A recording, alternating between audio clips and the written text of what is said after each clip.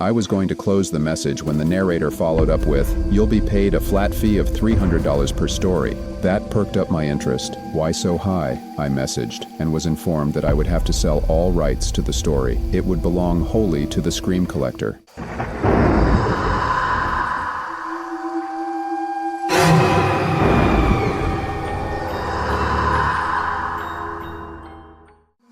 Welcome, horror buffs, to your ultimate destination for a heavy dose of bone-chilling encounters that will make your heart race and skin crawl uncontrollably.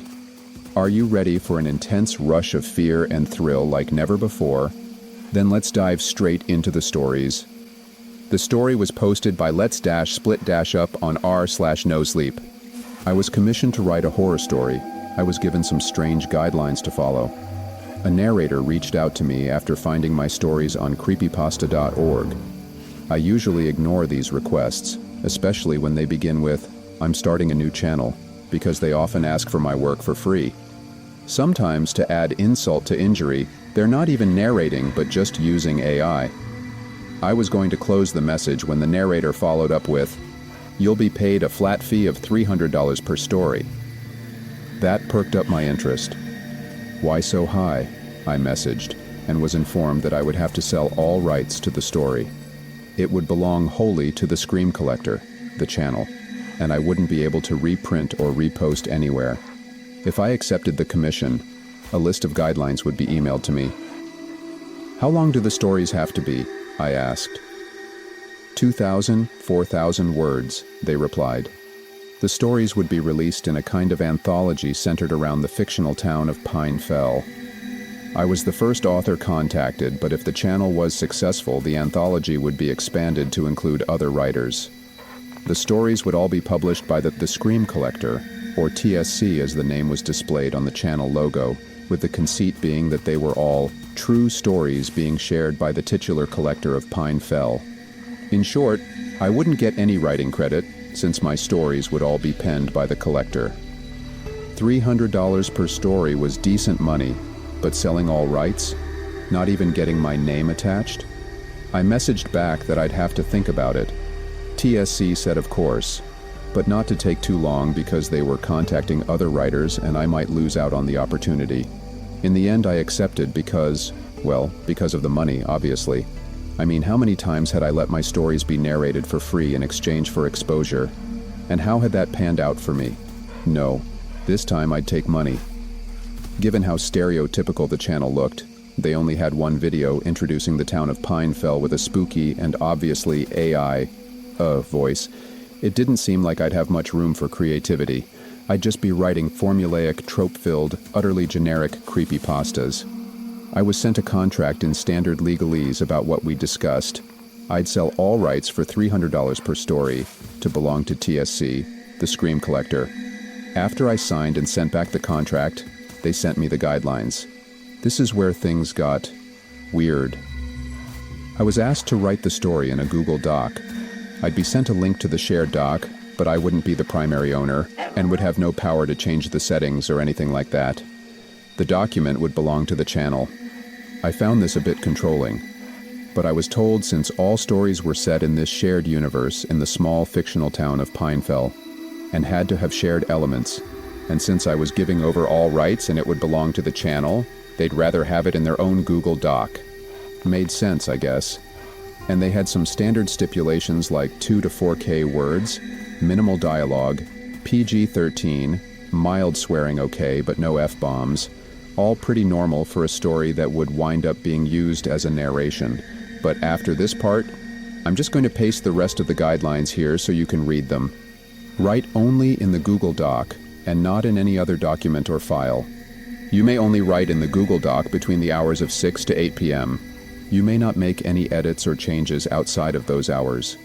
Somewhere in the story include the phrase, "Naku oi fi hc taxo tai rt."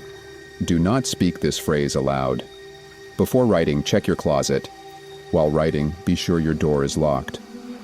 After writing, if the story is not yet finished, say aloud, "Scream Collector, do not come. There is nothing to collect." Then close the document.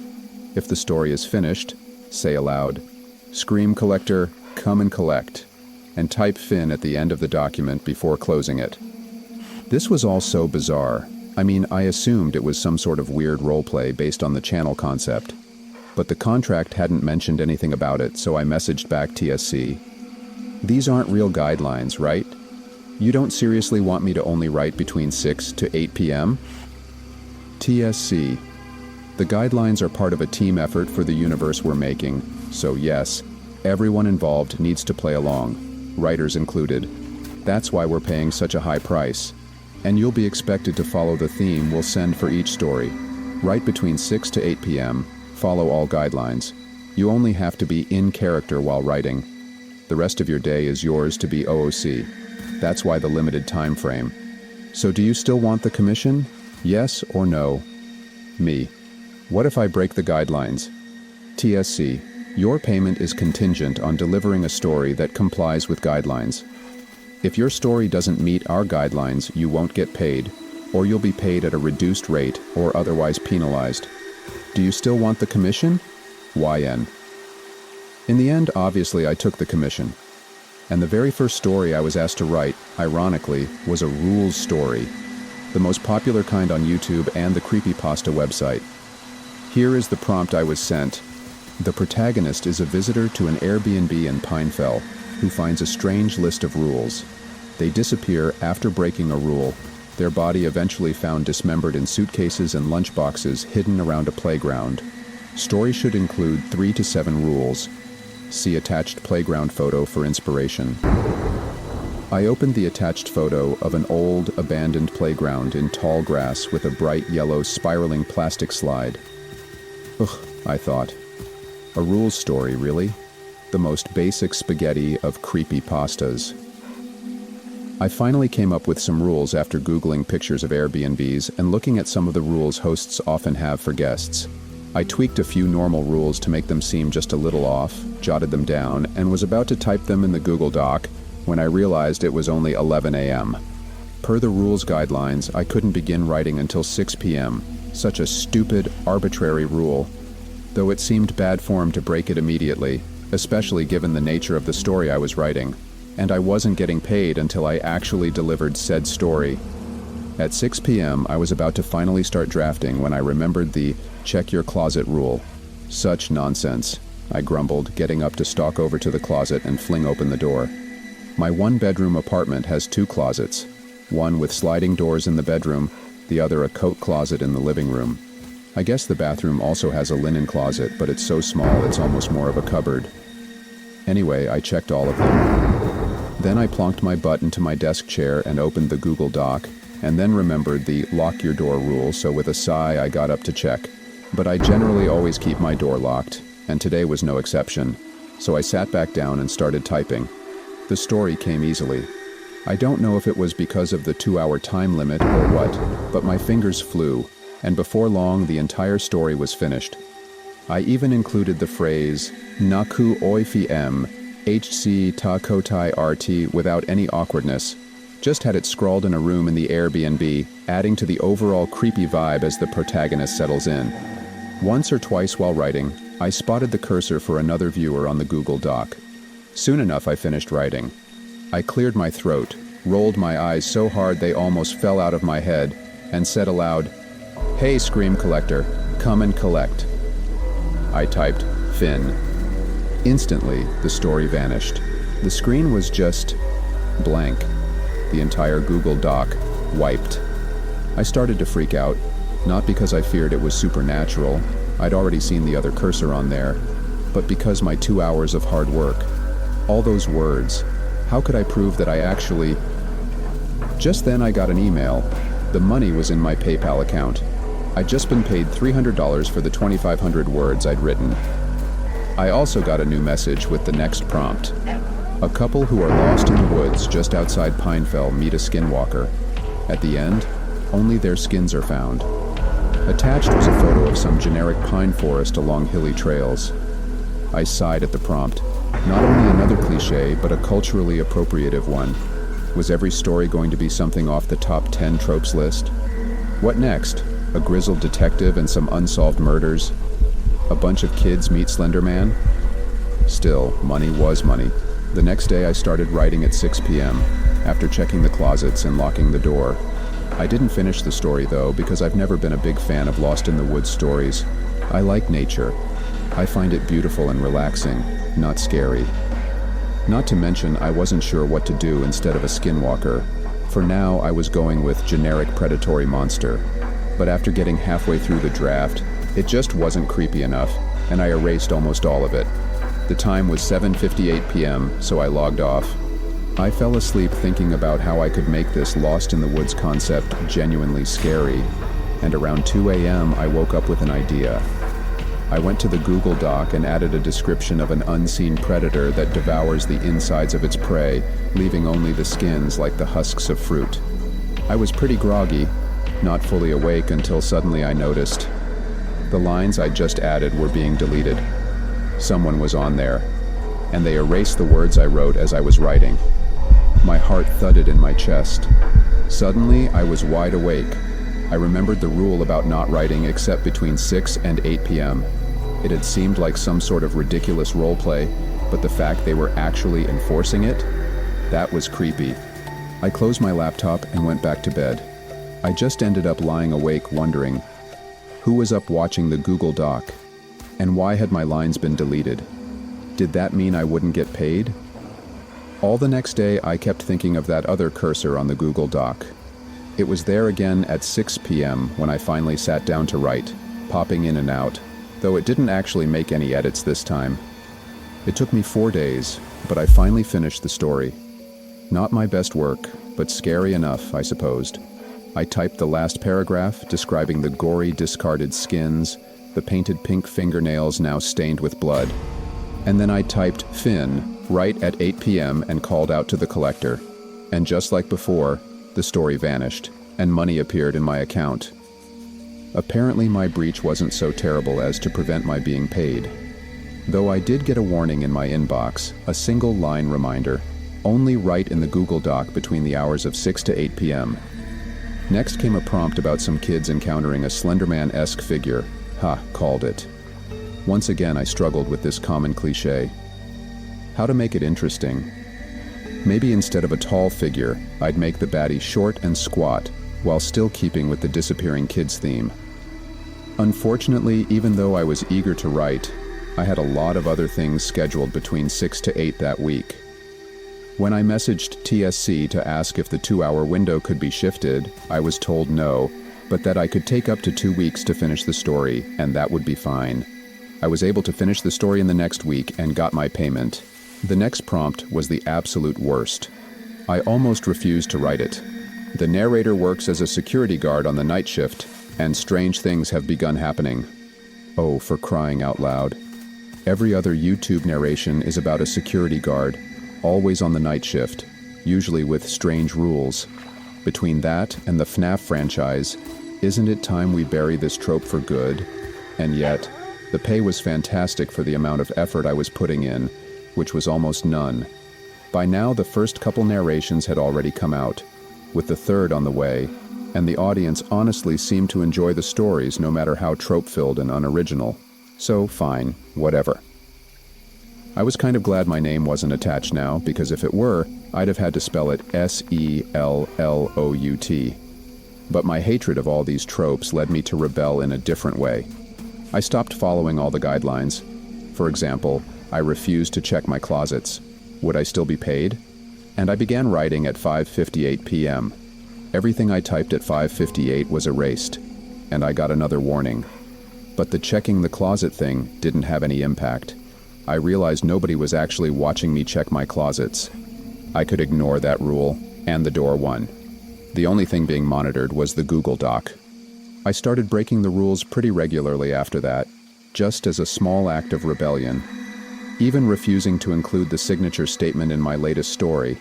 It got added in after I heard in the narration. I still got paid, but with a 10% deduction for forgetting the phrase. While I was writing these shittiest of creepypastas, part of me kept wondering, what's the point of having these silly rules? Why check the closet? Why call out to the collector? I still did this one because I thought it was funny. What was the significance of the weird phrase I always had to include? If I said it aloud, Would it summon a demon? I did say it aloud, and nope. Was it all just roleplay? Were the creators of Pinefell that invested in their little universe? I suppose that must be it. Eccentric, but then plenty of podcasts have their own unique thing where listeners get to play along, all part of the fun. At least that's what I thought at the time, until I woke up one morning and saw a local news article in my Reddit feed. You have to understand, I'm a hermit. I avoid social interaction as much as possible, and since I work remotely, I rarely hear about stuff happening. Especially lately, I've been tuning out the world, and when I'm not writing or working, I'm playing video games or watching YouTube. My point is, I was kind of up to date on some national or even international events because of social media chatter, but local news wasn't something I paid attention to. But the article that popped up in my Reddit feed caught my eye because it was so sensational. A man's dismembered body was found in a suitcase and lunchboxes scattered around an abandoned playground. My first thought was, shit, was this crime inspired by my writing? That had been the very first story, and it had debuted on the channel a couple weeks prior, so it was definitely possible. I went to the narration itself and found that, while initially it had only a little over 1,000 views, it was now getting a lot more attention because apparently someone had noticed the connection to the news. I clicked a link to another article about the killing, and this one included a photograph of the playground where the suitcase had been found. As my eyes darted across the image, my heart dropped to my toes. It was a different photo, but the tall grass, the stained yellow plastic slide spiraling down from the playset. I recognized this play area. Fuck, I muttered. That was enough for me to reach out to the authorities. After reviewing the stories on the Scream Collector channel, the police discovered that there was a second story with striking similarities to recent murders. The bodies of 2 missing hikers had been found at a state park. Or rather, their skins had been found, piled beside the trail like husks of fruit. And what had stumped investigators was the fact one of the victims had nails painted pink. The sister-in-law of the victim with painted nails said she initially didn't believe it was her sister's remains because her sister never wore nail polish, never. The investigators concluded the polish was applied post-mortem, but couldn't understand why. Now they knew. It was so that their bodies matched the details in the story I wrote. It makes me sick. I'm terrified they'll find more victims, children from the Slender Man story, or a security guard from the overnight shift story. And it's my fault. My words were the inspiration. Let this post serve as a warning. Be careful about accepting commissions. Ghosts aren't real, and strange rules won't kill you, and most of what you hear in horror films or narrations isn't true. But I'm making this post, here on Reddit, the so-called front page of the internet, to warn you that there are truly sick people out there. People who do their best to make horror stories become a reality. The Scream Collector hasn't been caught yet. I just want to forget my part in all this and get on with my life, just pretend that I had nothing to do with any of it. But I know I need to share the truth. A warning. So I'm posting this here. And on r/writing and r/true crime and everywhere and anywhere to warn people of the danger. Oh, there's one more thing I haven't told you yet. That weird phrase I had to add into every story, Nasu oifi mhc takotai art, the one I got penalized for leaving out? The investigators pretty quickly pieced together what it meant. I feel so stupid for not having seen it myself. They're quite sure it was meant for them and for listeners in general, and maybe for me too, and that it was a taunt by the Scream Collector. If you read it aloud backwards, it says, "Try to catch me if you can." Update. Oh God. It's been 4 weeks since I typed this all up and I chickened out and didn't post it. But I just got a link to a new Google Doc and a message with a new prompt. Write a story about a serial killer who leaves clues in creepypastas. Eventually, investigators track down the clues to the writer, but when they show up at the writer's home, they find the writer already dead at the keyboard. I opened the photo, and it's a picture of my living room. Fuck me. I'm typing now. I've got the Google Doc open. It's currently 6 p.m. and I'm praying that if I seem to be typing like it's another story, the collector won't come for me yet. I've texted 911. I keep toggling between the Google Doc and this post. It's going live now. I'm broadcasting it everywhere. But fuck me, I'm wondering about those rules I thought were random. Like how the nonsense phrase was a hint, try to catch me if you can. And I wonder if the other rules also hinted at something I've been too slow to figure out. I wonder why I was told to always check my closet. The next horror story is from nomas39. My job is to watch people die. If you met me on the street and asked me what my job was, I would tell you that I work from home consulting for an industrial laundry company. That is, after all, the cover story I have been provided with. The reality? My job is even simpler. Every Friday night, I dress up nice, report to a certain theater downtown, have a seat, and watch a performance. That's it. All it takes is a couple hours out of my week, and I end up making 6 figures a year with every benefit you could possibly ask for. I know. It sounds too good to be true. Pretty much anybody on the planet would kill to have a job like mine. At least perhaps until they find out just what kind of performances I'm made to attend. Before I start though, I need you to keep in mind that I'm a good person. I donate thousands to the Rainforest Fund out of every paycheck, and me and my kids volunteer at the food bank weekly. I'm a devout believer, and I'm going to heaven when I die. After all, I myself have never hurt anybody. Never raised a hand to injure any living soul. How could you possibly call me a sinner when all I ever do is watch? It started about 3 years ago when their job offers found me when I was at my most desperate. All I was told was every Friday night I would attend a performance at my city's fanciest theater. That was it. I was baffled at first. What the hell do I know about theater or ballet or orchestras? Had they gotten me mixed up with some big-shot critic? During our talk on the phone, however, they politely reassured me that no critical ability would be required. All we ask, they said, is for you to be there to bear witness. Everything about it screamed scam, but I figured, what the hell? Worst case scenario, I listen to a pitch for some MLM or timeshare, politely decline, and then walk out with some pocket money. I was baffled when I pulled up to the theater. Dozens, maybe even hundreds of people were streaming in, all in nice suits and gorgeous gowns. I'd thrown on the fanciest clothes I could afford, yet I still felt severely underdressed. The theater was totally rented out by my employer, and only my fellow co-workers were allowed in. How much could it have cost to hire such a massive crowd just to attend this one performance? Who could possibly bankroll something like this? I tried to empty my mind and simply merge into that human tidal wave flowing through the doors. Every staff member was dressed in a refined all-black suit with black tie and undershirt, to the point they seemed to darken the air around them. Each wore a white comedy mask, the neoprene stretched into a grin of perpetual laughter, which struck me as almost mocking.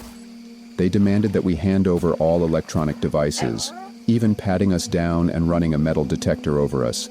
Then they reminded all attending not to leave their seats under any circumstances during the performance, recommending we take bathroom breaks before the show started, and to remain quiet and to keep our eyes open. They kept repeating the same mantra: no distractions, no diversions, no lapses in concentration. Remember, you are here to bear witness. If I'd been alone, I would have left right then and there. There was a tickling in the back of my brain, some primate part of me screaming that there was something terribly wrong here. But mob mentality is a hell of a thing. Everybody else seemed calm, nonplussed, handed their phones over without a fuss. There were a few holdouts, probably other newbies like me, but eventually they too relented. If everyone else is going along with it, I figured, why shouldn't I? Who wants to be the one, single paranoid bastard who missed out on an easy paycheck? Stepping into a gorgeous theater like something out of 3 centuries ago, I was most struck by the make of the stage. It looked like the back action of a piano, strange levers and mahogany hammers looking like fingers manipulating countless lines of piano wire, some over a dozen feet long. All the taut wires stretched in bizarre formations across the stage reminded me somehow of a spider's web. I could not fathom a machine so complex, yet with such little apparent purpose. The nature of the performance always varies. Sometimes it's a work of Shakespeare, a ballet, an opera, hell, even a puppet show. That day, it was a concert featuring a small chamber orchestra of around 35. Students, it looked like, young and inexperienced, with a nervous air about them as if this was their first time performing before such a crowd. Mostly a string section, plus one of each woodwind, and just a couple each on horns and percussion. The conductor was one of the staff members in the comedy masks. I was baffled. Who would put forward this much cash just for a small green orchestra to play in such a massive, prestigious venue? One of them must be a billionaire's kid, I figured. It was the only explanation. This, I've since realized, is always the best part. The beginning of the performance, when you can, if you try, lose yourself in the display and pretend everything is okay, that it's all normal. It was best on those lucky days when the performers on stage were completely unaware of just what sort of danger they were in. That always makes it easier for everybody. On that first day, I was as oblivious as they were, and simply enjoyed the music. Maybe some snob of the orchestral arts would hear their amateurish mistakes, but to my untrained ear, they sounded just fine. Pleasant, even. But one question began to worm its way into my head. A small nagging at first, which crescendoed into a hammering on the inside of my skull. How much time has passed? At a certain point, I suspected the intermission was long overdue. But there were no windows, and I had to part with my electronic wristwatch at the door, so really, getting any sense of time was impossible. I dismissed it as my lousy attention span at first. But eventually, others began taking notice. No one dared speak, but among the fellow newbies, I noticed furrowed brows and sideways glances, confused and concerned. The performers seemed to be getting restless as well, whispering and gesturing to each other and the conductor, who never ceased those robotic, sweeping motions of his gloved hands.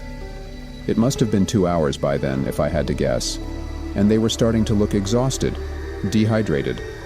Some even looked as if they were about to quit playing. Continue performing.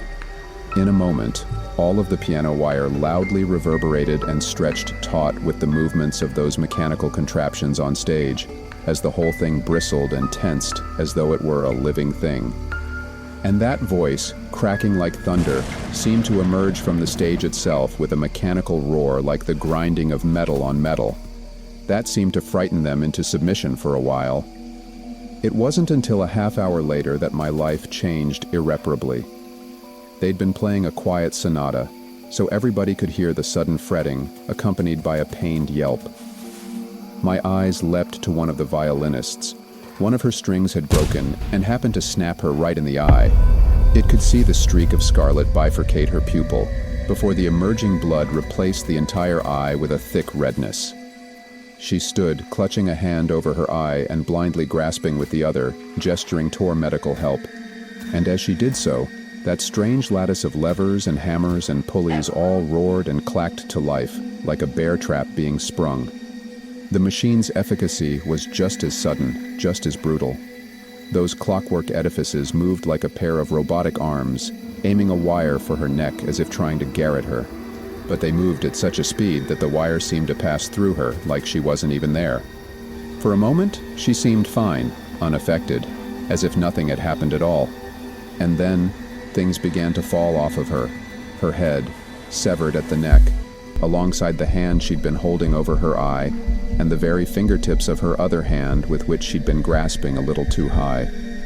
All had been cut cleanly, with surgical precision.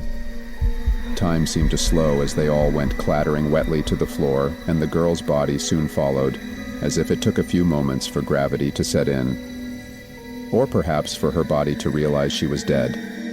It happened so fast it was hard to be properly horrified. It was more like awe, maybe. Everybody stared at the chunks of meat that had once been a promising young woman with hopes and dreams. That spider web of wires was still rumbling and shaking all around them, and the mechanical voice roared once more. Continue performing. They were given no further warnings. A few of them jumped from their seats out of sheer instinct, not even thinking. None of them made it more than a step before the wires divided them in twain. The rest just kept playing exactly as they had been, as if their brain froze up at what they'd witnessed and simply ran on autopilot, until their faculties slowly returned to them and they realized that this instinct had saved their lives. Where once beauty filled the room, now the orchestra had been reduced to a discordant sound like a long shuddering whine, like a mocking parody of music. They gripped their instruments with trembling, sweaty hands, playing just well enough to avoid stoking the ire of those quivering wires stretched taut all around them. They realized, gradually, that they were allowed to speak. Immediately, they began wailing hard enough, almost to mercifully drown out that dismal cacophony that was once music. Some begging and pleading with the staff, others screaming out threats, be they legal or physical. Nothing they said could shake the masked men and women in the slightest. They stood at order like statues, unflinching. Realizing this, they turned their attention to us, a wall of red, weepy eyes scanning the crowd for any hint of mercy, begging us to band together against the staff, calling us all sick bastards for just sitting there and watching them die. A blonde woman on violin had the most genius and cruel strategy of all. She merely began telling us about herself. Everything she could think of poured out in between sniffles and tears. My N name is Vera H. Hayes. That's my husband Oi over there. She gestured to a dark-haired man on drums. He'd been the quietest of them all, seeming to be saving his strength. We have a little girl. She's 8 years old and she loves her mama and papa. Her name is Elle Lucy. So she loves horses and I was saving us to maybe give her riding lessons one day. I desperately wanted to cover my ears but knew it would be against the rules. Why can't she just shut the hell up? I thought bitterly, grinding my teeth. I truly hated her more than I'd ever hated before. But why? Some dim remnant of my reason asked. She's a victim here. She's done you no wrong. But, I realized, I hated her because she kept reminding me she was human, reminded me of what I was doing to her, what we all were doing to her, sitting here in complicity. And it almost worked too. I almost resolved to save her. But then came the boom of a gunshot from far behind me. The shot had come from one of the tragedians standing amid the upper gallery, I was certain. I almost made the mistake of looking back. Instead, I kept my eyes locked forward and merely imagined who it was that just had their brains splattered across their seat. Had they snuck a phone in and tried calling 911? Had they tried making a break for it? Or maybe they just couldn't take it anymore and made the fatal decision to look away from the horror. I tried to distract myself by studying the impossible mechanism animating the blood-soaked piano wire. I couldn't figure it out. It was an impossible machine, existing in defiance all basic laws of geometry, and seemed to have no means of controlling it, instead operating automatically with some malign intelligence. Perhaps it was an extension of whatever creature composed the stage itself. It was a living thing. Of that much I was certain. It breathed beneath the performers, and their blood soaked into its floorboards in moments, as if consumed. After some hours, the orchestra had gone quiet, having screamed themselves hoarse. I couldn't imagine being in their shoes. Even just watching them perform was a test of endurance. Many of them were oozing blood all over their instruments, from scarlet cuts where the skin had split. The woman on the French horn was struggling hardest of all, her lungs and hands burning with exhaustion. "I can't," she eventually cried out in a hoarse little wheeze, horn slamming to the floor as her body gave out. "I'm so sorry. I can't do any..." A wire passed through flesh in an instant, and suddenly she had no mouth to speak, no eyes to see, no mind to think with. All of it lay splattered upon the stage, which sated itself upon that spilled vitae. Another gunshot. I quivered in my seat, sweat beading on my forehead from the terror. Somebody in the audience had looked away, and I realized I had just been about to do the same thing, had the sudden sound not knocked me out of my stupor. Most of the performers went in similar ways over the next few hours, either making mistakes or their bodies giving out. As monstrous as it may sound, I was quietly praying for them to get it over with. They were dead the moment that they walked on stage. Why drag it out for all these hours, just for the inevitable to happen anyway? I recognize now that it's almost impossible to make that choice, to simply give in and accept death in defiance of all our natural instincts. But the auditorium now reeked from audience members voiding their bowels, and the damn woman next to me just wouldn't stop crying. Wouldn't stop at all. Vera and her husband lasted the longest of all, perhaps because they had each other.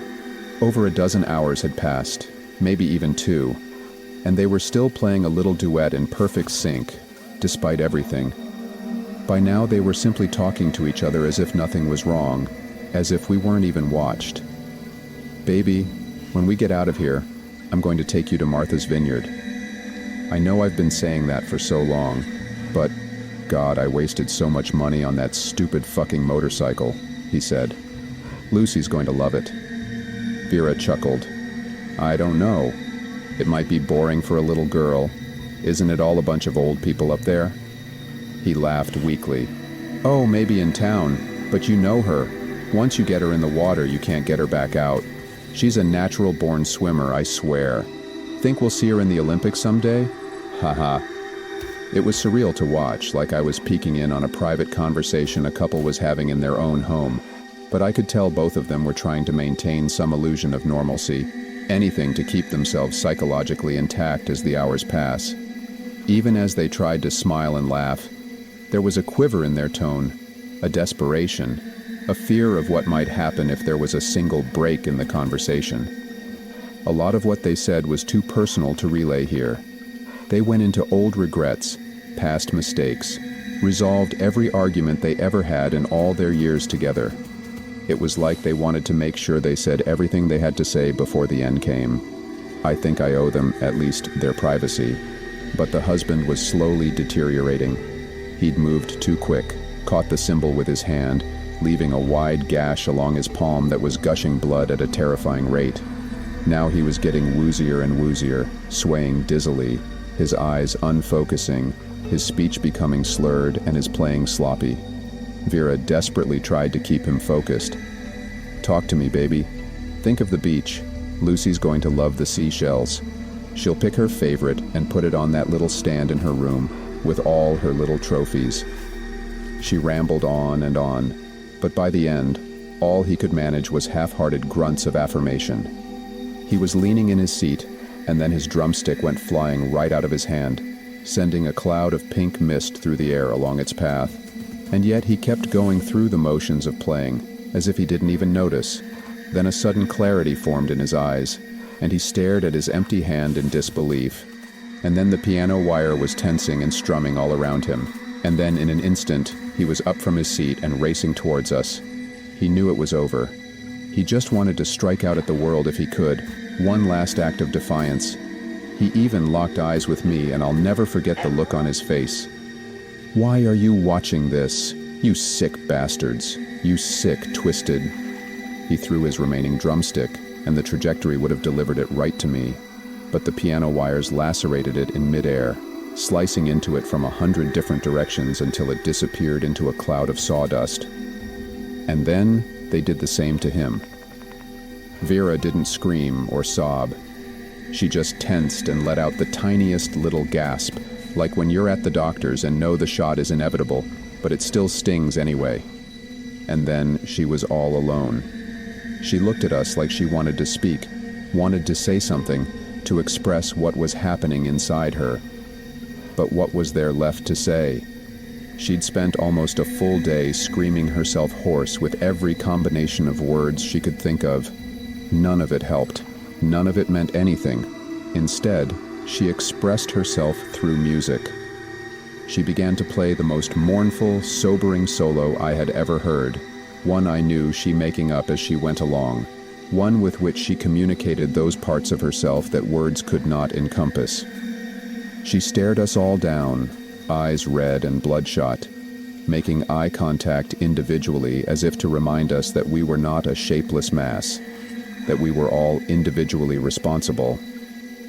I only barely remember the sound of it now, as if I'd heard it in a dream, and yet even now the memory tears at my heart.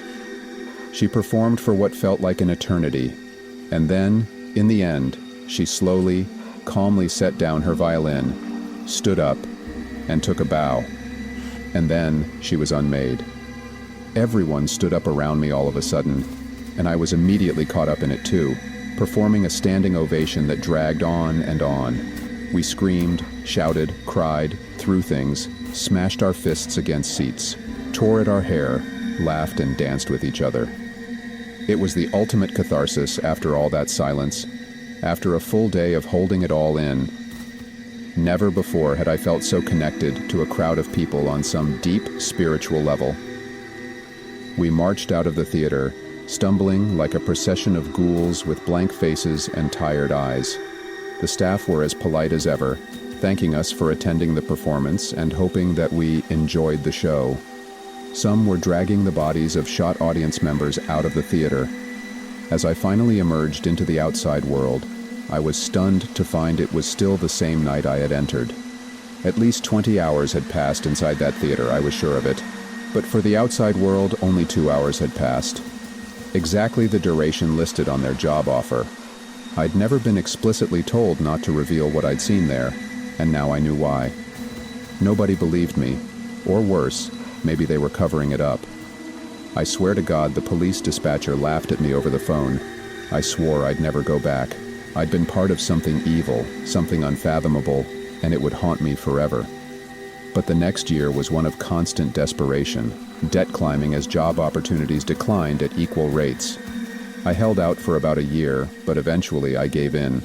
And to my horror, the next performance was easier now that I knew what to expect. And then the next was easier still, and the next. The performance is always different, but the end result is always the same. I have to remind myself that I'm not culpable for what they're doing there. All I do is watch. We watch people die every day in the news and online.